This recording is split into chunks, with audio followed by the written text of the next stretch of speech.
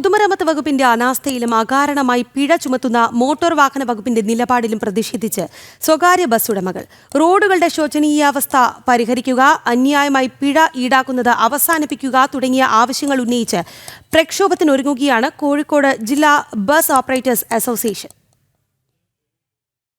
മഴയെ തുടർന്ന് നഗരത്തിലെ അടക്കം റോഡുകൾ പൊട്ടിപ്പൊളിഞ്ഞ സാഹചര്യത്തിലാണ് ബസ് ഉടമകൾ പ്രക്ഷോഭത്തിനൊരുങ്ങുന്നത്. റോഡുകളുടെ ശോചനീയാവസ്ഥ കാരണം സമയനിഷ്ഠ പാലിക്കാനാകാതെ വരികയാണ്. പലപ്പോഴും ട്രിപ്പുകൾ മുടങ്ങുന്ന സാഹചര്യവുമാണ്. ബസ്സുകളുടെ അറ്റകുറ്റപ്പണികൾക്കായി വലിയ തുകയാണ് ചെലവഴിക്കേണ്ടി വരുന്നത്. ട്രിപ്പുകൾ മുടങ്ങുന്ന ബസ്സുകൾ ഗതാഗത തിരക്കില്ലാത്ത സ്ഥലങ്ങളിൽ നിർത്തിയിട്ടാൽ മോട്ടോർ വാഹന വകുപ്പും ട്രാഫിക് പോലീസും ഭീമമായ പിഴ ഈടാക്കുകയുമാണ്. ബസിന്റെ ഫോട്ടോ എടുത്ത് ഈ ചലാൻ വഴി വലിയ തുകയാണ് ഈടാക്കുന്നത്. ഇപ്പോൾ ഈയിടെയായിട്ടുള്ള റോഡിലുണ്ടാകുന്ന കുഴിയും റോഡ് ഗതാഗത തടസ്സം കൊണ്ട് കാരണം വെച്ചാൽ കൃത്യമായിട്ട് ഒരു ബസ്സിനും ട്രിപ്പ് എടുക്കാൻ കഴിയുന്നില്ല.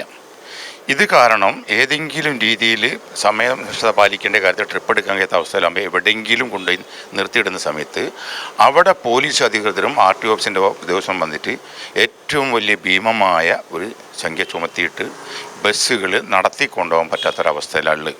മാത്രമല്ല, ട്രിപ്പ് മുടങ്ങുന്നത് കാരണം കൃത്യമായിട്ട് ഡ്യൂട്ടിക്ക് അവൾക്ക് വേതനം കിട്ടാത്ത കാരണം ബസ് തൊഴിലാളികളടക്കം ഈ മേഖലയിൽ നിന്ന് ഇതിൽ വരാത്തൊരവസ്ഥയിലുള്ളത്. ഇനിയിപ്പോൾ ഇതേ രീതിയിൽ തന്നെ ഈ ചെലാനും ഇത്രയും വലിയ ഭീമമായ സംഖ്യകളും ഫൈനുകളും കാര്യങ്ങളും തുടക്കുകയാണെങ്കിൽ ഈ ബസ് നിർത്തി വെക്കേണ്ട ഒരു അവസ്ഥയിലേക്ക് എത്തിപ്പോകും. പാർക്ക് ചെയ്തിരിക്കുന്ന ബസിന്റെ ഡ്രൈവറെയോ കണ്ടക്ടറെയോ അറിയിക്കാതെയാണ് പിഴ ചുമത്തുന്നത്. പലപ്പോഴും മറഞ്ഞിരുന്ന ഫോട്ടോ എടുത്താണ് അയക്കുന്നതെന്നും സംഘടന ആരോപിക്കുന്നു. PCC സർട്ടിഫിക്കേഷൻ നിർബന്ധമാക്കിയതു കാരണം മതിയായ ജീവനക്കാരെ കിട്ടാനില്ലാത്ത സാഹചര്യമാണെന്നും സംഘടന പറയുന്നു. സുഗമമായ ഗതാഗത സൗകര്യം ഒരുക്കണമെന്നും അന്യായമായി പിഴ ഈടാക്കുന്ന സമീപനം അവസാനിപ്പിക്കണമെന്നുമാണ് ആവശ്യം.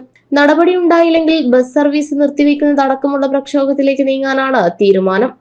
ജനം, കോഴിക്കോട്.